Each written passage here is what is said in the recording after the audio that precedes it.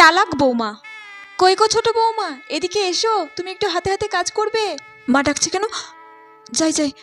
না না, বাইরে যাওয়া যাবে না, বাইরে তো অনেক কাজ। গেলেই মা যে কোনো একটা কাজ ধরিয়ে দেবে হাতে, আর আমি তো শুধু শিখেছি, আমার শ্বাসটাই তো নষ্ট হয়ে যাবে। না না, কিছু একটা বাহানা করতেই হবে।